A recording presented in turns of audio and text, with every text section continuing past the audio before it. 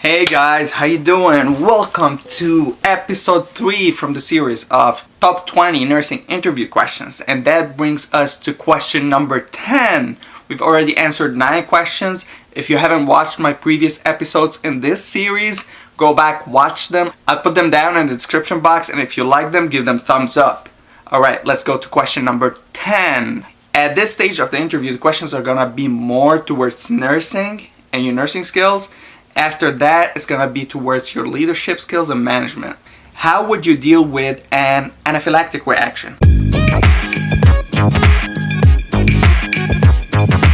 Here they want to test your clinical judgment, your critical experience, and your knowledge. The anaphylactic reaction or anaphylaxis question can come in different forms. You've got to be ready for it. What happens when you have an anaphylactic reaction? What does anaphylactic shock do to the body? What are main causes of anaphylaxis? How long does it take to have an anaphylactic reaction? What's the treatment of anaphylactic reaction? How does epinephrine treat anaphylactic shock? These are very common questions and you need to know the answers for all of them. Be prepared. That's a very critical question you don't want to mess with. You need to know how the immune system reacts to an allergen. You need to know how blood leaks into the interstitial spaces, or third spacing as they call it. Anaphylactic reaction happens anywhere from 3 minutes to 30 minutes. The sooner it starts, the more severe it is. And then the interviewer is going to ask you about an incident that happened with you. An anaphylactic shock that you faced. Or it could be an anaphylactic shock that you have witnessed. You can talk about it. Just make it as real as possible and hopefully you have witnessed an anaphylactic reaction and you can talk about it. Question number 10. Do you have a BLS and ACLS certifications?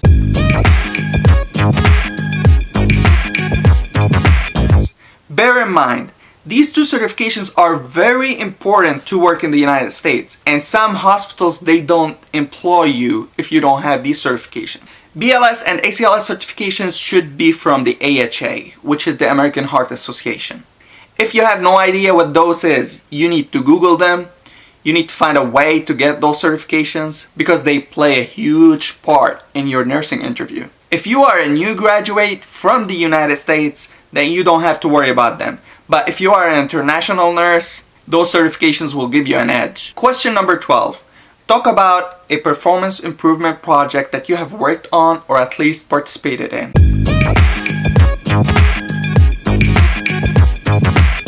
One of the PI projects that I participated in and I'm proud of and I always talk about it is the oral mucositis assessment tool in pediatric population. And I will share this story with you guys. I used to work in pediatric bone marrow transplant unit. One of the most popular complications in bone marrow transplant is oral mucositis. And the assessment tool we were using was the WHO Adult Oral Mucositis Assessment Tool. And we didn't know any better. But this one time I was reading in a book, putting evidence into practice, and I came across an assessment tool for the pediatric population. And in adult population, the way you assess for oral mucositis is you look inside the buccal area for white patches.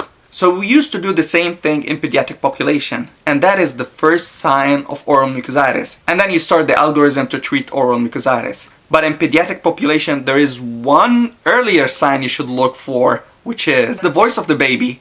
Assess his cry, because the first sign of oral mucositis in pediatric population is hoarseness. So I tell the interviewer, when I came across this idea, I did my research, then I took the idea for improvement to the unit-based council to discuss it. And then I presented the idea at the unit-based council and I supported it with evidence-based practice. The unit-based council adopted the idea and then we formed a task force to work on this PI project. And guess what? I led on that PI project. And in 6 months, this PI project turned into an approved policy. If you haven't led on a PI project before, it's okay.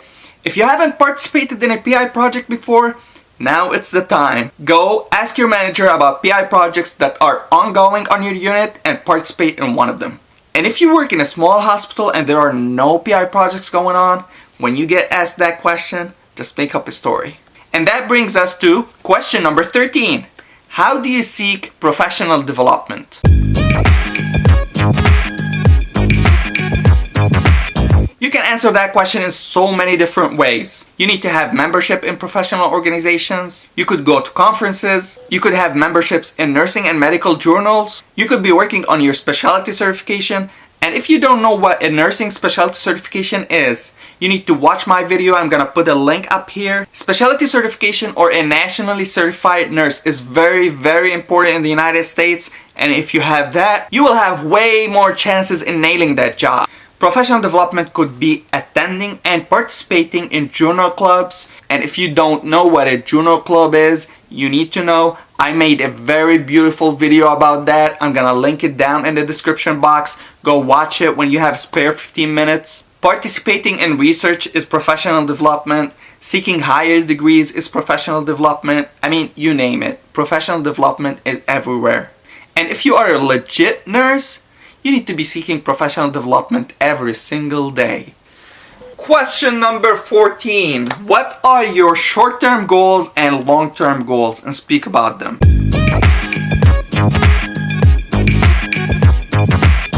I always like to bring little humor into the interview by saying my short-term goal is to nail this job interview. I want this job so bad, I feel I belong to this hospital. I would do whatever it takes for you guys to trust me and give me this job.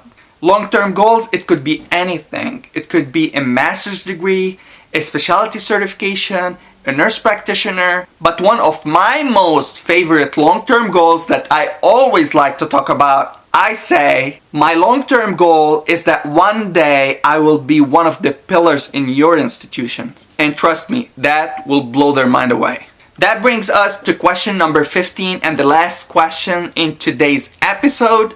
What are some of the quality indicators you use on your unit?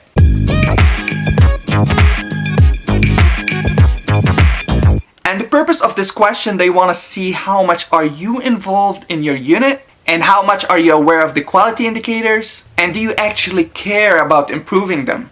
I know some of you guys work in hospitals that know nothing about quality indicators. I was working in one of those hospitals, but Google them and know what quality indicators are. Some of the quality indicators that I worked on when I used to work in a pediatric hematology oncology unit are peripheral IV infiltration, pain assessment and reassessment, falls, CLABSI, which is central line associated bloodstream infections.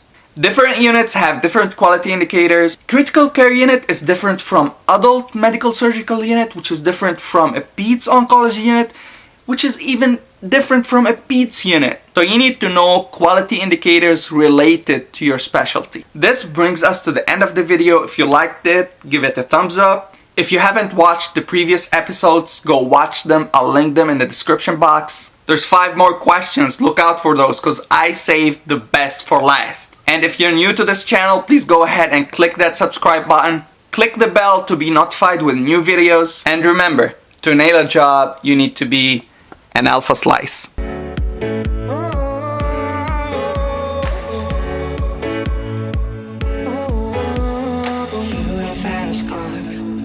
To get to anywhere, maybe we'll make a deal. Maybe together we can go somewhere, any place is better. Starting from